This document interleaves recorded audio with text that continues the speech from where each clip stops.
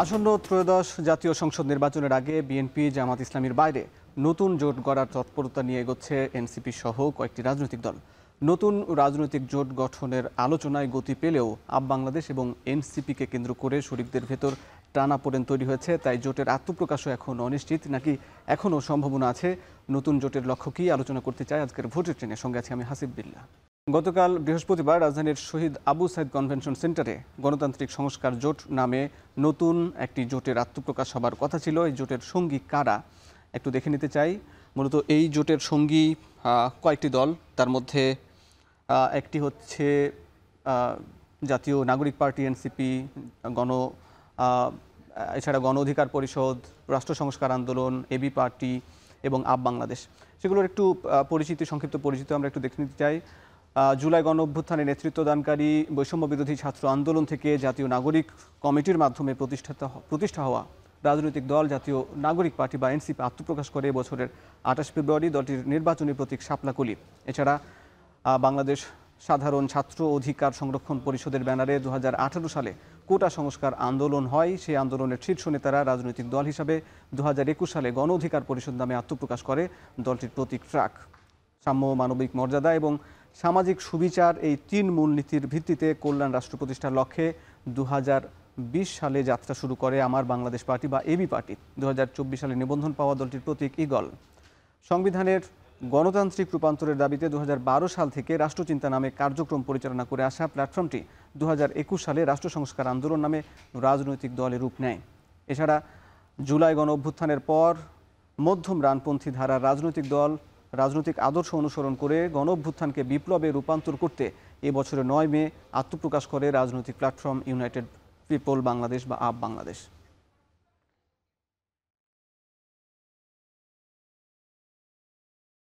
দর্শক, আজ নতুন জোট শিরোনামের আলোচনাকে সম্প্রসারিত করতে ভোটের ট্রেনের স্টুডিওতে আছেন জাতীয় নাগরিক পার্টি এনসিপির কেন্দ্রীয় সংগঠক আরমান হোসাইন এবং আপ বাংলাদেশের সদস্য সচিব আরিফিন মোহাম্মদ হিজবুল্লাহ।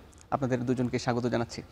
শুরুতেই আমি আরমান হোসাইন আপনার কাছে একটু জানতে চাই যে মূলত যে জোট গঠনের যে আলাপ আলোচনা চলছিল সেই জোট গঠনের প্রক্রিয়া মূলত এনসিপির আপত্তির কারণে মাঝপথে গিয়ে হোঁচট খেয়েছে। এনসিপি কেন আপত্তি জানিয়েছে? ধন্যবাদ আপনাকে।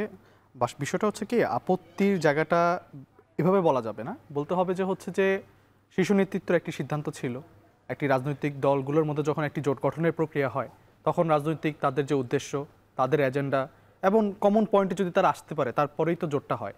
তো শীর্ষ নেতৃত্বের মধ্যে একটা আলোচনা ছিল, পরবর্তীতে আমাদের নির্বাহী ফোরামে এটা আলোচনা হয়েছিল এবং সেখানে দীর্ঘ সময় আলোচনার পরে যেটা আমাদের দলীয় সিদ্ধান্ত মনে হয়েছে, তো সেটার ভিত্তিতে আসলে তখন পরবর্তী ডিসিশনটা নেওয়া হয়েছে। সেখানে আসলে কোন দলের সাথে বা কোন প্ল্যাটফর্মের সাথে এনসিপি যাবে কি যাবে না তা নিয়ে আলোচনা ছিল।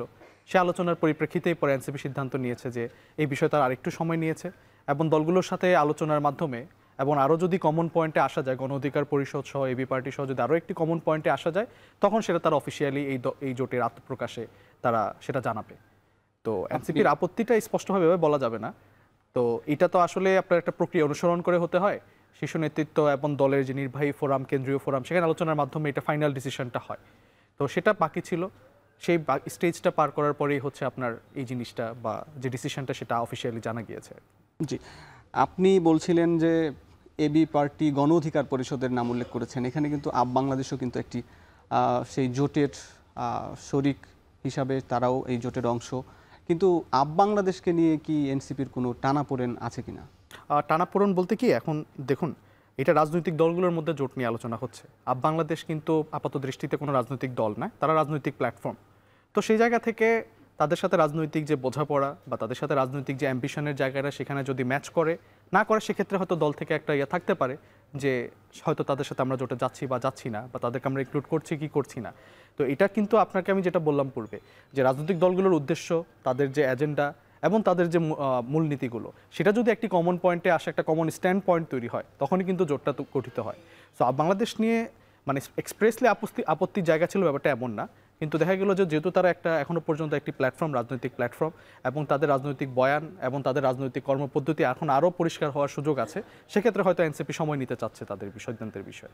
সময় নিতে যেমন চাচ্ছে, আবার একই সঙ্গে তফসিলের আগেই জোট গঠনের যে একটা সম্ভাবনা, সেই আলাপটাও আছে। আসলে এই ব্যাপারে আমি একটু বাংলাদেশের সদস্য সচিব আরিফিন মোহাম্মদ হিজবুল্লাহ আপনার কাছে জানতে চাই, এই জোট গঠনের প্রক্রিয়ায় এখন আসলে কোন পর্যায়ে আছে, এবং যেখানে গত বৃহস্পতিবার গতকালকে আত্মপ্রকাশ করার কথা ছিল সেটা এখনও কেন আলোর মুখ দেখল না? এবং এর সঙ্গে আরমান হোসাইন অভিযোগ করলেন, বাংলাদেশ তো একটি প্ল্যাটফর্ম, রাজনৈতিক দল নয়, আপনাদের সঙ্গে কেন জোটে যাবে? ধন্যবাদ। এখানে জোট গঠনের যে প্রক্রিয়াটি শুরু হয়েছিল, প্রাথমিকভাবে 4টি রাজনৈতিক দল বা প্ল্যাটফর্ম, যেটাই হোক না কেন, পলিটিক্যাল এন্টিটি আমরা বলবো, 4টি পলিটিক্যাল এন্টিটি এ ব্যাপারে প্রাথমিকভাবে একমত হয়েছিল যে আমরা কোনো নির্বাচনী জোট করছি না। এটা 4টি দলের মধ্যে শীর্ষ নেতৃত্বের মধ্যে, 4টি দলের শীর্ষ নেতৃত্বের মধ্যে এই আলাপটা হয়েছে যে আমরা কোনো নির্বাচনী জোট করছি না, আমরা সংস্কারকে কেন্দ্র করে একটি রাজনৈতিক জোট করছি। ফলে আমাদের ফোকাস থাকবে হচ্ছে সংস্কার, এবং ঐকমত্য কমিশন যেই সংস্কার প্রস্তাবগুলো দিয়েছে সেটি বাস্তবায়নের জন্য আমরা কিভাবে রাজনীতি করব, এবং এই সংস্কারকে আমরা আগামী নির্বাচনে কিভাবে ম্যান্ডেটের সেন্টারে হাজির করব, এবং আগামী নির্বাচন হবে মূলত সংস্কারকে ম্যান্ডেট করে নির্বাচন, এই রকম একটি বিষয়ে 4টি দলের মধ্যে প্রাইমারিলি এগ্রিমেন্ট হয়েছে। 4টি দল কি কি সেটা একটু স্পষ্ট? সেটি হচ্ছে রাষ্ট্র সংস্কার আন্দোলন, আপ বাংলাদেশ, এবি পার্টি এবং এনসিপি।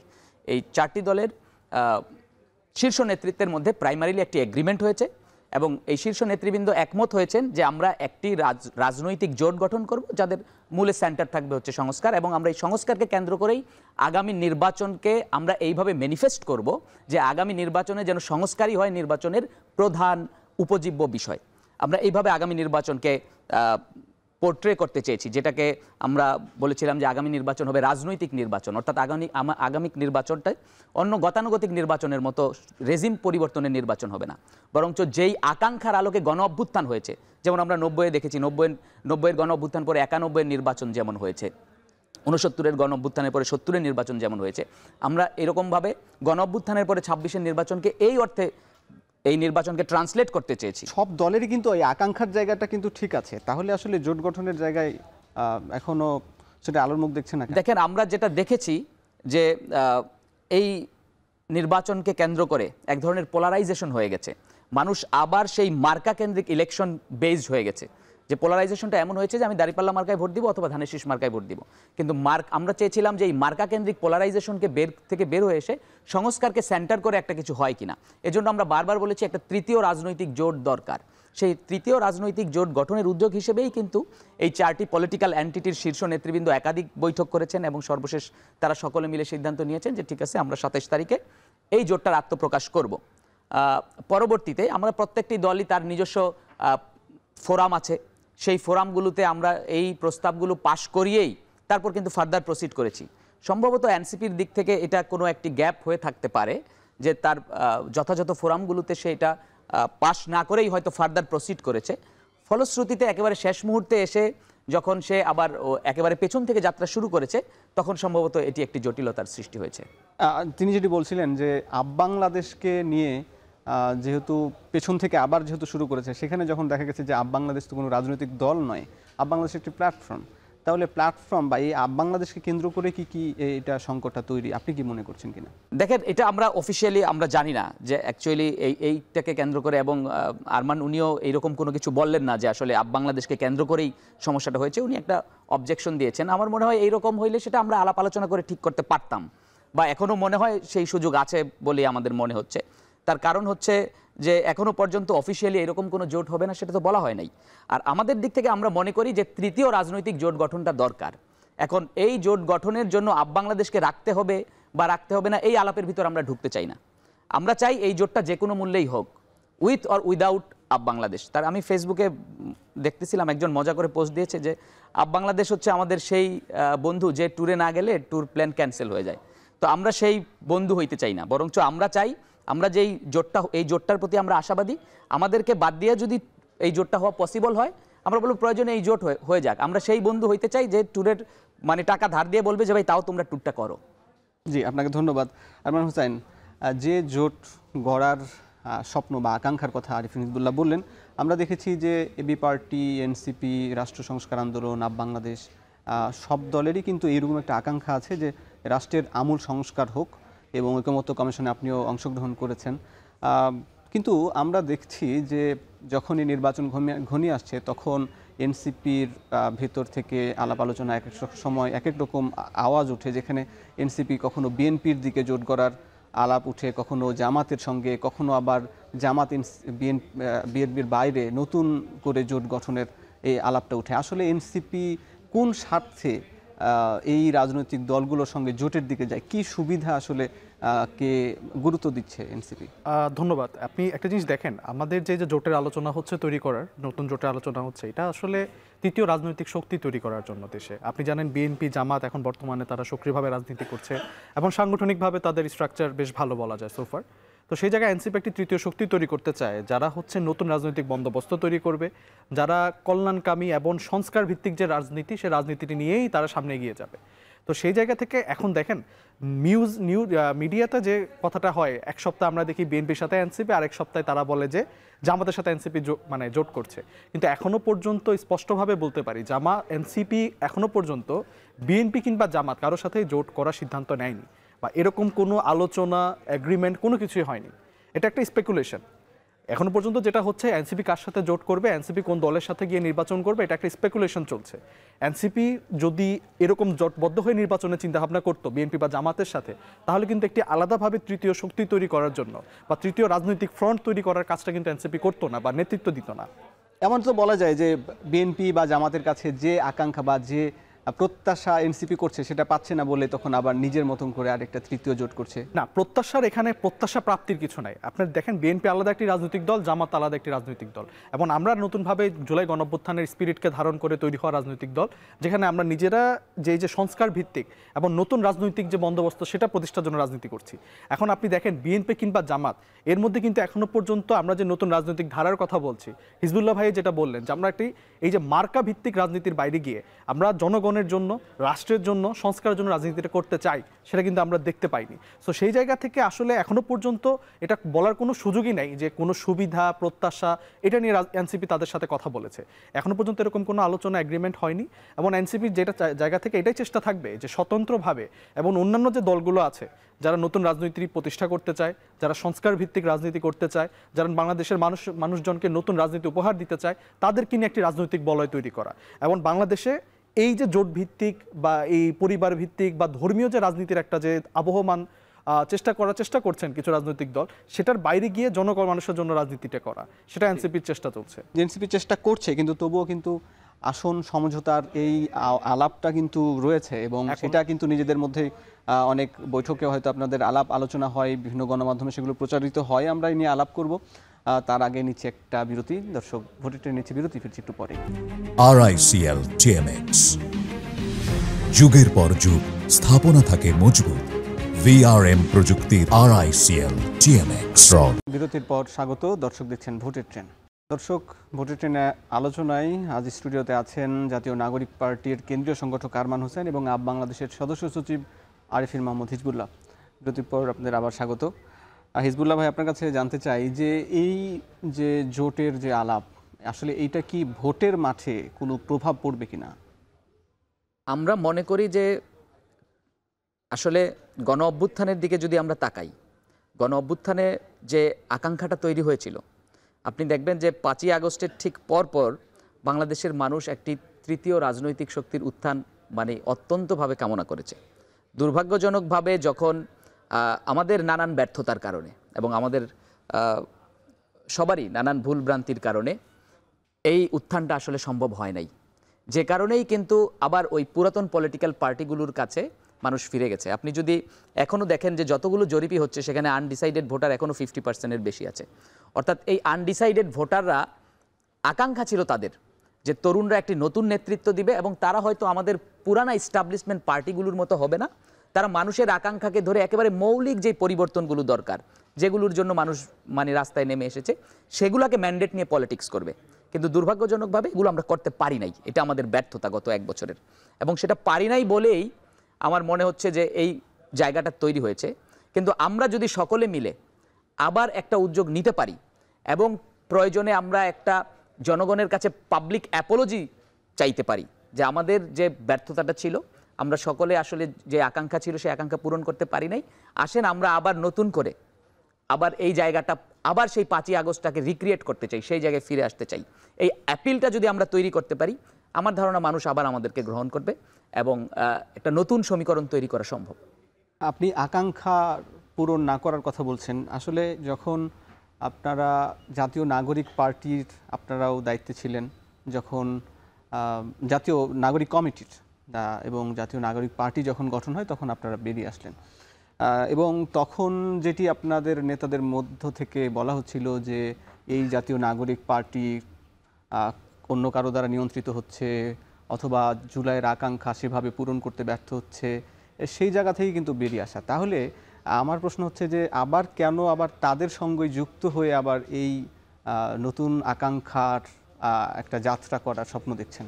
আসলে আমরা তো বললাম যে আসলে আমাদের সবারই এই পথ চলতে গিয়ে আমরা কিছু ভুল করে ফেলেছি এবং আমাদের কাছে মনে হয়েছে যে আমরা যদি অনেস্ট থাকি আমাদের এই জায়গায়, আমাদের এই ভুলগুলোকে যদি আমরা অ্যাকনলেজ করি এবং আমরা যদি এইটা পাবলিকলি বলতে পারি যে ভাই আমার এই জায়গায় ভুল হয়েছে, এই জায়গাগুলো আমাদের ঠিক হয় নাই এবং এই কাজগুলো আমরা মানুষের আকাঙ্ক্ষার প্রতিফলন ঘটাইতে পারি নাই, এই জায়গা আমরা রিকনসিলিয়েশন করব, এই জায়গাগুলোকে আমরা পরিবর্তন করব এবং আমরা কমিটমেন্ট দিচ্ছি আমাদের নতুন রাজনীতিটা হবে এই জায়গাগুলোকে সংশোধন করার মধ্য দিয়ে।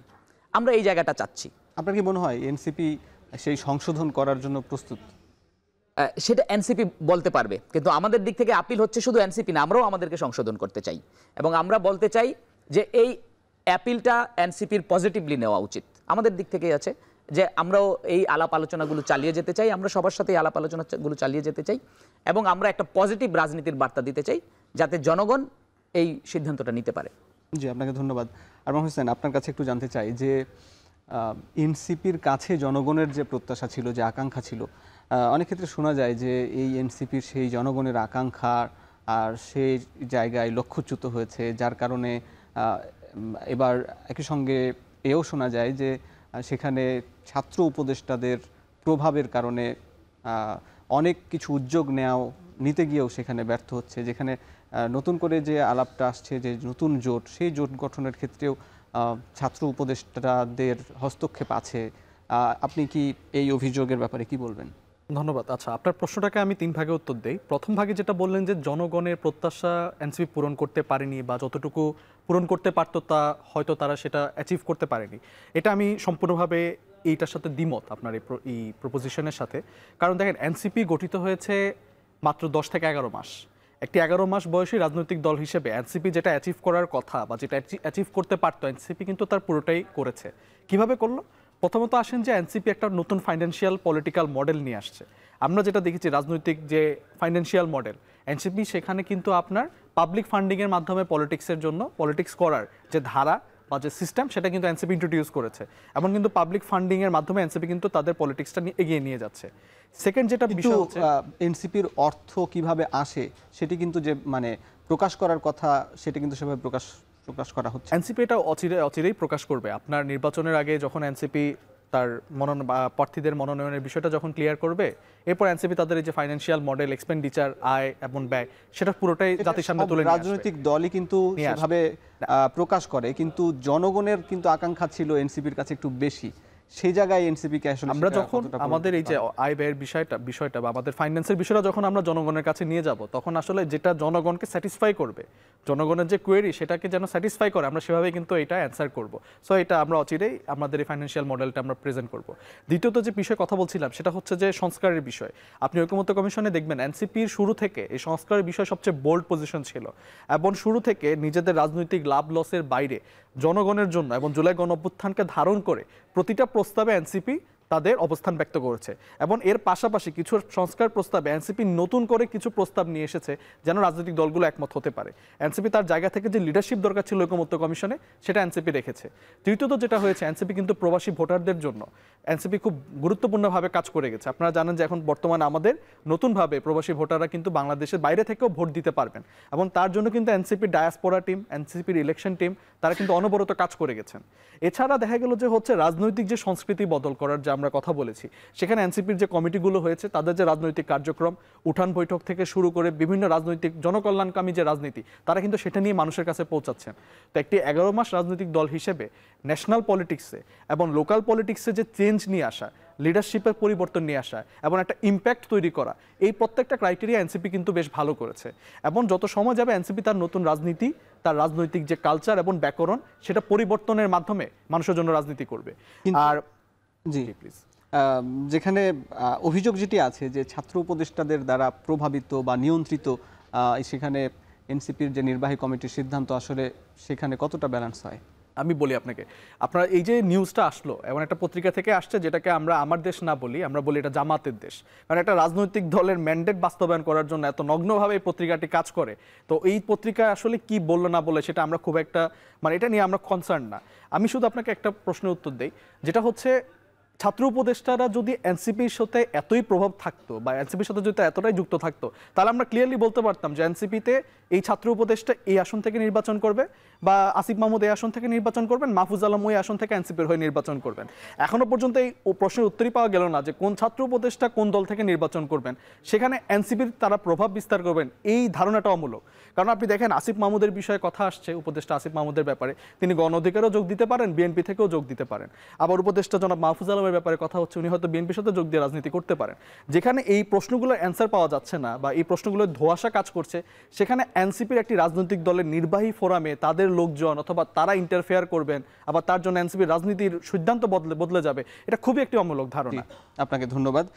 আমরা এই ব্যাপারে জানবো। আপনাকে আরিফিন হিজবুল্লাহ, আপনাকে একটু প্রশ্ন রেখে যাই, যেখানে যে ছাত্র উপদেষ্টারা মূলত ছাত্র শক্তির নেতা ছিলেন এবং ছাত্র শক্তির নেতারা এই দিন শেষে গণ অভ্যুত্থানের নেতৃত্ব দিয়েছেন, এবং তারপরে আরমান হোসেন যেটি বললেন যে ছাত্র উপদেষ্টারা গণ অধিকার পরিষদ কিংবা বিএনপি থেকে নির্বাচন করতে পারেন, কিন্তু এনসিপির থেকে নির্বাচন করবেন কিনা এমনটি কিন্তু তারা বলছেন না বা ছাত্র উপদেষ্টারাও বলছেন না।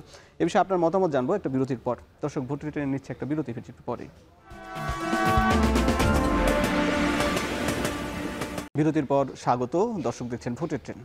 ভোটের ট্রেনে আলোচনায় স্টুডিওতে আছেন জাতীয় নাগরিক পার্টির কেন্দ্রীয় সংগঠক আরমান হোসেন এবং আপ বাংলাদেশের সদস্য সচিব আরিফিন মোহাম্মদ হিজবুল্লাহ। আপনাদের আবারও স্বাগত।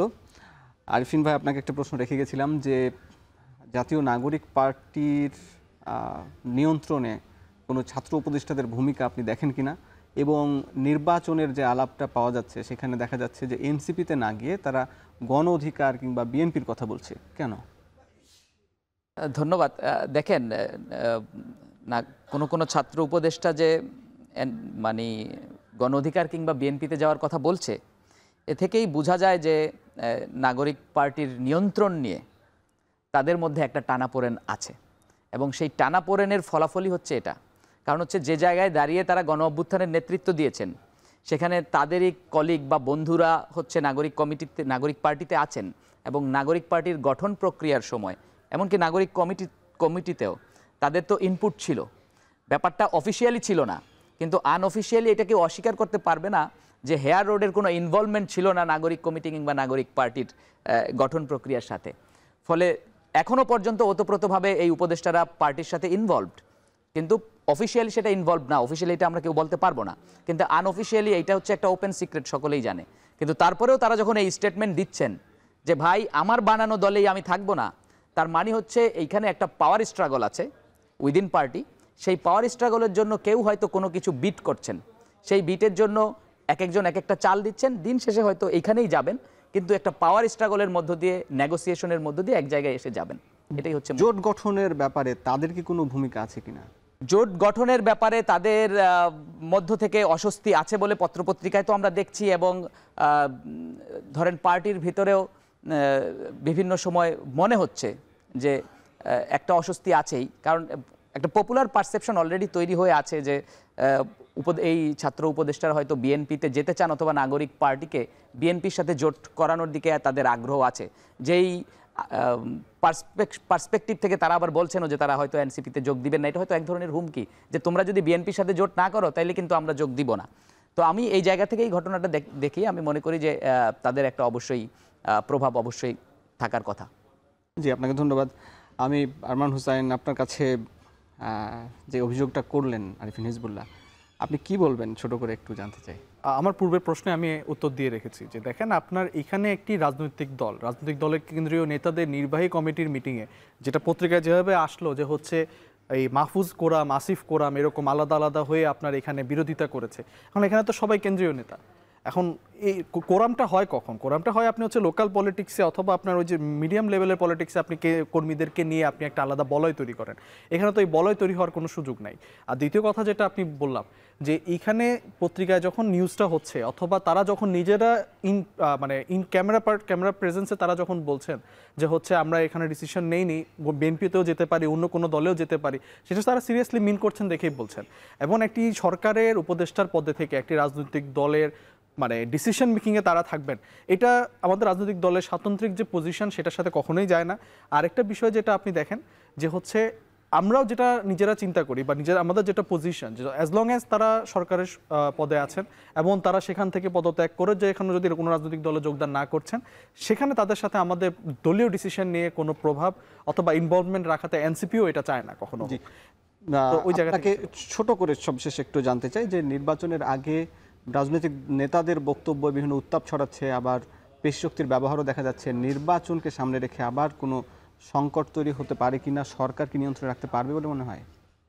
এই যে একটা অনিশ্চয়তা নির্বাচন কেন্দ্রিক বা নির্বাচনে আসলে কি আমরা যে সহিংসতা নির্বাচন দেখে আসছি বা কিছু অনিশ্চয়তার বিষয় থাকে সেটা কি আদৌ মিটবে কিনা, এটা আসলে আমাদের সবার মধ্যে প্রশ্ন থাকে। একটা জিনিস যদি আপনি দেখেন, আইন শৃঙ্খলা পরিস্থিতি নিয়ে আমাদের যে একটা কনফিডেন্সের জায়গা সেটা কিন্তু এখন আমরা ফুলি কনফিডেন্ট হতে পারিনি। আর একটা যেটা বিষয় প্রশাসনের যে নিরপেক্ষতা, এটা নিয়েও কিন্তু প্রশ্ন আছে। আর একটা যেটা প্রেক্ষাপট সেটা হচ্ছে রাজনৈতিক দলের যে শৃঙ্খলার পরিস্থিতি। আপনি দেখেন বিভিন্ন জায়গায় এখন বিএনপি জামাতের নিজেদের কর্মীদের মধ্যে মারামারি হচ্ছে, গোলাগুলি হচ্ছে। পাবনায় গতকালকের যে ইনসিডেন্টটা হলো, তো এই জায়গা থেকে একটা শঙ্কা থেকে যায় যে সরকার তাদের জায়গা থেকে আইন শৃঙ্খলা বাহিনীকে কীভাবে নিয়ন্ত্রণ করবে এবং প্রশাসনকে কীভাবে নিরপেক্ষভাবে কাজ করাবে। এর পাশাপাশি রাজনৈতিক দলগুলো তাদের যে তৃণমূল এবং কর্মী তাদেরকে কীভাবে শৃঙ্খলার মধ্যে রেখে এই নির্বাচন সুষ্ঠুভাবে সম্পন্ন হওয়ার জন্য সহযোগিতা করবেন। উভয় ফ্যাক্টর যদি ঠিকঠাকভাবে যদি ম্যাচ না করে, তাহলে নির্বাচনী যে সহিংসতা, সংকট এবং অনিশ্চয়তা তার একটা এই প্রেক্ষাপটটা থেকেই যাবে এবং এই অনিশ্চয়তা কিন্তু আসলে কাটা সম্ভব হবে না। আপনাকে ধন্যবাদ। একই প্রশ্ন আরিফিন হিজবুল্লাহ, খুব ছোট করে যদি একটু উত্তর দেন যে এই সংকট মোকাবেলা করতে পারবে কিনা সরকার নির্বাচনের আগে? দেখেন, আইন শৃঙ্খলা পরিস্থিতি নিয়ে মোটেই দেশের জনগণের মধ্যে কোনো কনফিডেন্স নাই এবং সরকার এই কনফিডেন্স শুরু থেকেই কখনোই অ্যাচিভ করতে পারে না। আপনি গত এক বছরে দেখেন সরকারের পারফরমেন্স, আইন শৃঙ্খলা পরিস্থিতির ব্যাপারে সরকারের পারফরমেন্স খুবই খারাপ। এবং এই পরিস্থিতি যদি কন্টিনিউ করে এবং পলিটিক্যাল পার্টিগুলোর এই সহিংসতা যদি অব্যাহত থাকে, তাহলে তো বিএনপি এবং জামাতের মতো যেই বড় দুইটা দল আছে, এরা বাদে বাকি যত রাজনৈতিক দল আছে, ছোট ছোট রাজনৈতিক দল, ওরা সকাল 8টা বাজেই ভোটে হেরে যাবে। কারণ হচ্ছে তাদের ওই পরিমাণ মাসেল এবং ওই পরিমাণ এই ভোটের কেন্দ্রে ভোট বাক্স নিয়ে দৌড় দেওয়ার ক্যাপাসিটি এখন পর্যন্ত বিএনপির এবং জামাতেরই আছে। তাহলে সকাল 8টা বাজে ভোট শুরু হয়ে 8:30 বাজেই রাজনৈতিক দলগুলো হেরে যাবে, শুধু থাকবে বিএনপি আর জামাত। এই পরিস্থিতি যদি সৃষ্টি হয়, তাহলে সেটা তো কোনোভাবেই আমাদের এই গণঅভ্যুত্থানের পরে যে গণতন্ত্র ফিরে আসার আকাঙ্ক্ষা, সেটার বাস্তবায়ন হবে না। আপনাদের অনেক ধন্যবাদ। দর্শক, ভোটে টেনে নিচ্ছে আরও একটা বিরতি, ফিরছে একটু পরে। বিরতির পর স্বাগত। দর্শক দেখছেন ভোটে ট্রেন, সঙ্গে আছি আমি হাসিব বিল্লাহ। এবার যেতে চাই প্রান্তিক অঞ্চলে, জানতে চাই নতুন জোট গঠন নিয়ে সাধারণ জনগণ কি ভাবছেন। শেরপুরের সাধারণ ভোটারের সাথে কথা বলেছেন সহকর্মী জাহিদুল খান সৌরভ। শেরপুর থেকে ভোটে ট্রেনে যুক্ত হচ্ছে আমি জাহিদুল খান সৌরভ। দেশের রাজনৈতিক অঙ্গনে জোট রাজনীতি আবারও আলোচনার কেন্দ্রবিন্দুতে। কে কার সঙ্গে হাত মিলাবে, কোন সমীকরণ পাল্টে দিবে নির্বাচনের মাঠ, এ নিয়ে চলছে নানা জল্পনা কল্পনা। চলুন জেনে আসি এ নিয়ে সাধারণ মানুষের ভাবনা কি। ছোট ছোট দলগুলো যদি ঐক্যবদ্ধভাবে জোট করে, তাতে দেশের নির্বাচনের প্রভাব এবং নির্বাচনের আমেজ সৃষ্টি হবে এবং বড় দলগুলোর সাথে টক্কর দেওয়ার মতন একটা অবস্থান সৃষ্টি হবে। যে রাজনৈতিক দলগুলো আসছে, যেমন এনসিপি আসছে, এবি পার্টি আসছে, এই দলগুলা যদি তারা সক্রিয় হয়ে ঐক্যবদ্ধভাবে কাজ করে, তাহলে তাদের ভোটের সংখ্যাটা অবশ্যই বাড়বে। একসাথে জোট করে যদি রাজনীতি করে বা নির্বাচন করে, তাহলে ছোট দলগুলি এবং ভোটও বাড়বে এবং বড় বড় যে দলগুলো আছে, বিএনপি আছে, জামাত আছে, আওয়ামী লীগ নাই, আরও যে ছোট ছোট দলগুলো আছে, সবগুলো একসাথে যদি রাজনীতি করে তাহলে ভোটও বাড়বে আর ওই যে বড় বড় দলগুলো একসাথে টক্কর নিতে পারবে। এখন যারা জোটে ক্ষমতা গঠন করবে, সরকার গঠন করবে, তারা যাতে সুন্দরভাবে রাষ্ট্রটা পরিচালনা করে দেশ উন্নয়নের দিকে যা জনগণ ভালো থাকে।